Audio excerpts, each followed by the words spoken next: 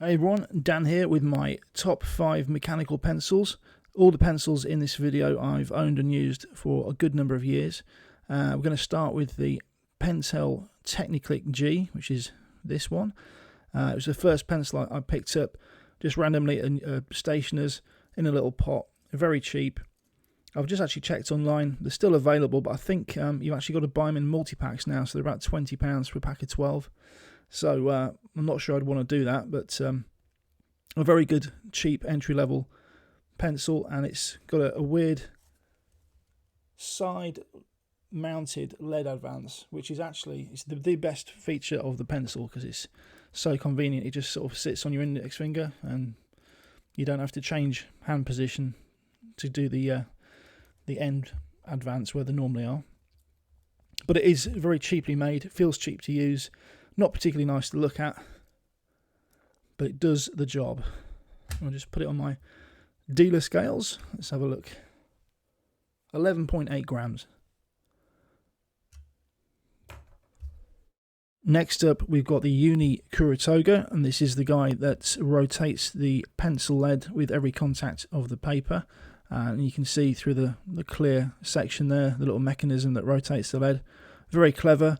I'm surprised it's lasted as long as it has. I was expecting to get 6 months to a year out of it. I've had it probably about 5 years.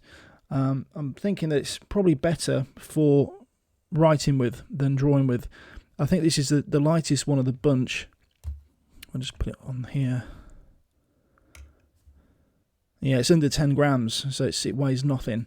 So, well, it's actually I've worn away the rubber, so it's probably 10 grams worth of complete rubber, but it's a really nice pencil to use, probably better for text and note-taking than for drawing with.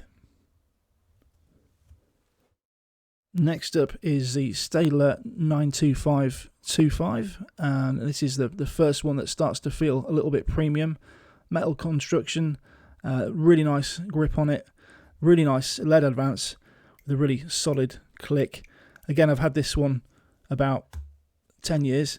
And my dad actually bought me this, so this has got a bit of a special place. It was a throwaway moment in a shop, and I just happened to see these. Weird, it was a music shop, and next to the till was a stack of mechanical pencils. I don't know what the connection is, but yeah, my dad got me this, and I've sort of treasured it ever since. He's actually not very well these days, so I'll look after this forever probably. But really good pencil. It does tend to clog. If I just undo this nib and pipe, this little guy tends to get pretty well clogged up, and you can take the eraser out. There's a pin in the back, you can clean the pipe with it. But yeah, it's probably my go-to pencil that I use the most. A good all-rounder.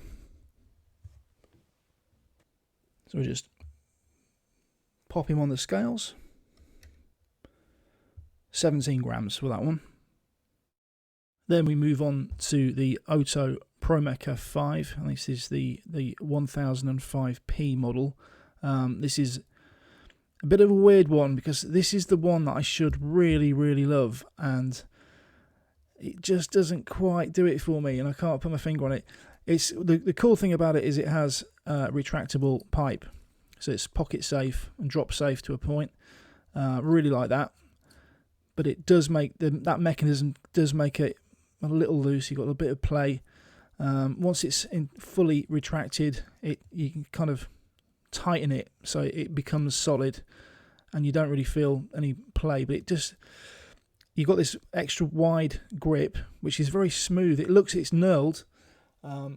It's got a nice knurling on it, but it's soft. It looks like it's really grippy, but it's actually not that grippy. There's not much bite with it. Very nice to draw with, but I don't like the way this gets thin. It's like it's one of the thinnest pencils here. So you've got this fat section and then a thin section, and it just doesn't quite work for me. But it does look cool though, right? It's the best looking pencil here, easily. And I do occasionally enjoy using it for short periods. So let's see what this is on the scales.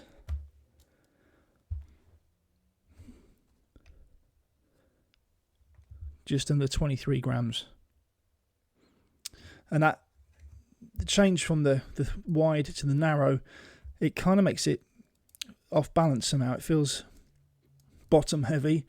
It's like if you get used to using a roller ball where you take the lid off and put the lid on the end, if you take the lid off and try and write with it, it just feels out of balance. It's just like that all the time. So it sits just out on the edge, and it comes in occasionally, but it's not quite as good as a Staedtler. And last up, we've got the Rotring 600. This is like the most premium of the bunch, and it that comes at a cost, both in cost and weight. It's I think it's a brass body, all one piece, which means there's no retractable pipe, and this guy's really vulnerable, especially because of the weight of it. Like the Kuru Toga, I would suspect if you drop that, not that I'm going to demonstrate it because you know what will happen. The pencil is so light it would probably just bounce, but this has got quite a lot of heft behind it, and I think if you dropped it on the floor, that would be the end of the pencil. So that's definitely something to bear in mind. And the hexagonal body does sort of prevent it from rolling too far, but it is easy to get these guys on the floor. So yeah, just bear that in mind. I would say the strength in this is its drawing ability. Because of that weight, you've got like a certain level of inertia with it. When you put a line down, you can get quite a lot of confidence with it. But the flip side of that is it can be a bit difficult to write with because there's quite a lot of weight in your hand. You're having to change direction often. But for sketching, for drawing, it's really, really good. Really enjoy using it. But everything about it is quality, and I appreciate quality items. So this is certainly something that gets my attention. So let's put it on the scales. See where we are. Yeah, 22 grams. So it's like two and a bit Kuru Togas. So just bear that in mind.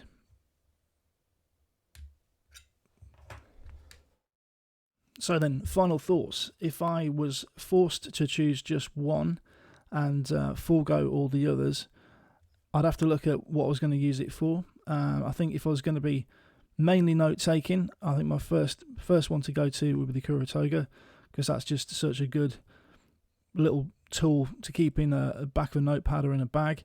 Really, really handy. I think if I was going to just do drawing, I'd definitely go for the Rotring. That's just brilliant.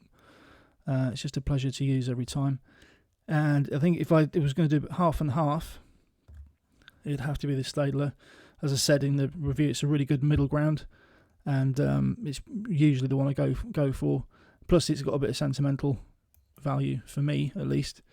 And the other two, as I say, I really want to use this, but it's just a bit too weird. And it's a shame because it looks like it's out of a science fiction film. But yeah, that's just doesn't. The only time I use that is if it's the nearest one to hand for something quick, which is a bit of a shame. And the poor old Teckniclick G does get used, but it's got to be sort of way down the list of priorities, unfortunately. But still a good one if you don't want to spend any money, and you can find one on its own, and you don't have to buy a multi-pack. So there's my final thoughts.